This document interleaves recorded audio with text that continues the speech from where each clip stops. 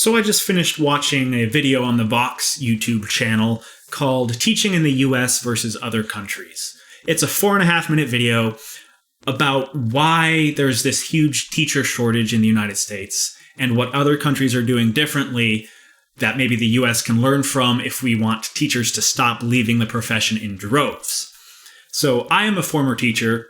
I have left the profession for good, and I have some opinions. So as I was watching this video, I noticed something was conspicuously absent, and that is the voices of former teachers.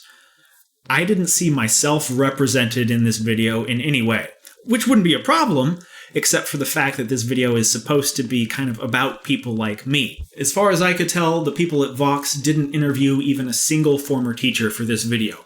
And as a result, I think they missed some really important points about why people might be leaving the profession. I want to be clear, I'm not saying this is a bad video. Nothing in it is incorrect or even misleading. The video argues that there are basically 3 reasons for this teacher shortage. Number 1, teachers aren't being paid enough. Number 2, they're working too many hours, especially compared to other countries.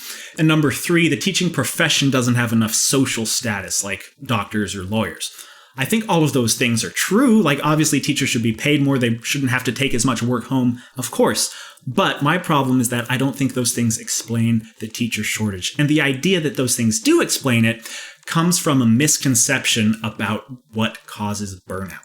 So burnout, and I'd argue especially teacher burnout, is not just a matter of overwork and underpay. Now, with that said, I don't want to minimize the fact that in some districts, teachers are paid so poorly that they need to take on a night shift or drive Uber just to make ends meet.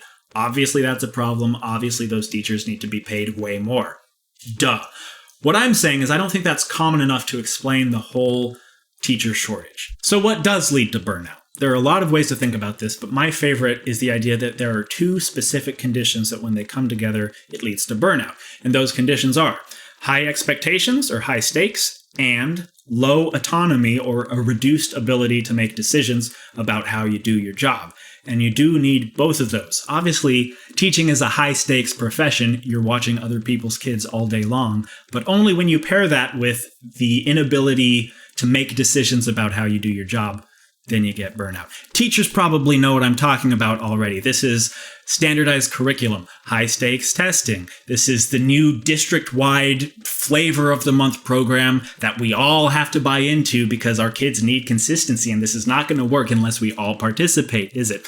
That kind of thing. You know what I'm talking about. From my own experience, being a teacher sort of feels like having a bunch of weight dumped onto your shoulders and then not getting to decide what to do with that weight, having someone else tell you how to carry it. It's almost like there's only one way to be successful as a teacher, and the way that's dictated to you, in your eyes, doesn't actually help the students at all.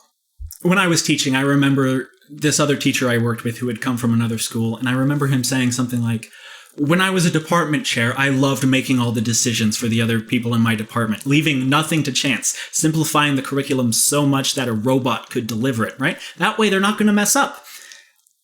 Like, maybe that leads to more consistency, but at what cost? At what cost? So it comes down to a choice between accountability and conformity on the one hand, and autonomy and trust on the other hand.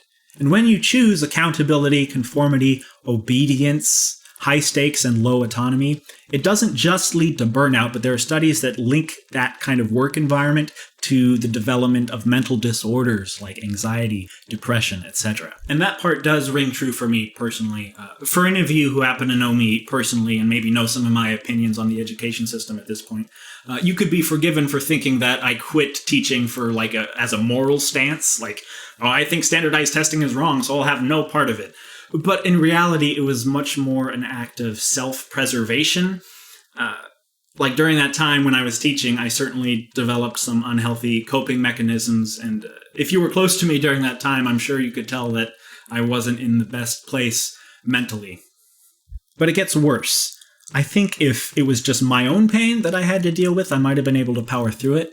But I also couldn't help but notice the effect that this obsession with accountability has on the students. Like, when teachers get our decision-making power taken away, we don't like it. We've all been to a professional development that we did not ask for and we hated and all that. But then we turn around and we do the same thing to the students without blinking an eye. it's almost universally taken for granted that the teachers make all the decisions. We decide what is assigned. We choose the due dates. We choose the seating chart. Almost everything. There is almost no decision, no meaningful decision that students get to make. Maybe they get to choose a book to do for a book report, but usually their decision comes down to, do I do the homework or do I not do the homework? That is not autonomy. And at the same time, students are subject to higher stakes than anyone. It's their entire futures on the line. From their perspective, at least, that's what we tell them, right? You better do well at school, otherwise you might end up, say it with me, flipping burgers at McDonald's. We've all heard it. And yet students don't have any choice about how to avoid flipping burgers at McDonald's. There is exactly one way to succeed as a student, and that's do all your assignments, do well on the tests. That's not autonomy. And of course, when attendance and test scores are what determines how much money the district gets, of course the adults are going to hold the kids' feet to the fire. And just like with adult workers, when students are subject to high stakes and low autonomy, the result is not only burnout, but depression, anxiety, all the rest of it. And I can already hear people saying, kids just need to toughen up, right? The real world is filled with responsibilities and they better get used to it, right? Well, never mind the fact that obedience is not the same thing as responsibility. My problem is not just with the fact that this is unpleasant for children. This is an ineffective way of educating. Now, stay with me here. If the goal is to get kids to learn stuff, and ideally continue to learn stuff after they leave school, then why on earth would we want them to think of learning as that thing that gives me anxiety? Let's get specific. Talk about the way we teach reading. And in the broadest sense, I'm not going to debate phonics versus whole word. It just the basic sense. How do we teach reading? It's the same way we teach anything, basically, in school. We make the kid do it, and then we judge them for how well they do it. Something you hear all the time as a teacher, even if you're not a reading teacher, is that we want to get the kids reading as much as possible, right? Because if you want to be good at reading, you just have to read a lot. Makes sense. So it stands to reason that we should want kids to want to read. I can't think of a better way to make a kid never want to pick up a book again than to make them read something, giving them no real choice in the matter, and then pointing out all the things they did wrong about the thing that we made them do. It's just a bad strategy, bad psychology. But we do it because what's the alternative? It's what we're used to. But I think we also do it because we're afraid. We're afraid of the next generation not turning out okay. Teachers especially, I think, feel a particular burden to make sure that the next generation has all the skills it needs to take the world forward. But once concern turns into fear, that's when we start to reach for things like accountability, conformity, control. Because we have to be sure. We can't leave anything to chance. We're afraid of failure. And the more afraid we are, the more things like autonomy and trust sound ludicrous. We can't trust that children want to learn. We can't trust that kids can decide how they want to learn. We can't let kids choose their own curriculum. Pay attention to how you feel when I say those sentences. Is what you feel anything like fear? This might sound bonkers to you, but I really do think we can start to give that level of autonomy to kids, let alone their teachers. Not only do I think we can, I think we have to. Because once you start trying to control, manipulate people, that only ends up one of two ways in the long run. Number one, you get burnout or giving up, or two, you get rebellion. There's just one more thing that I want to say, and I want to address this to any teachers that might be watching. Obviously, I'm not in the trenches anymore, but I'm glad that you are.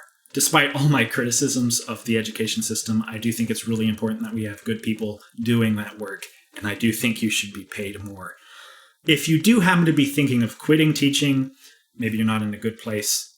Obviously, I wouldn't be judging you for that, but if I were to give one piece of advice that might help you stay, it would be this. Be less obedient. Assert your own autonomy. Develop your own convictions and act on them. If you have tenure, use it. Use it to defend the autonomy of your own students.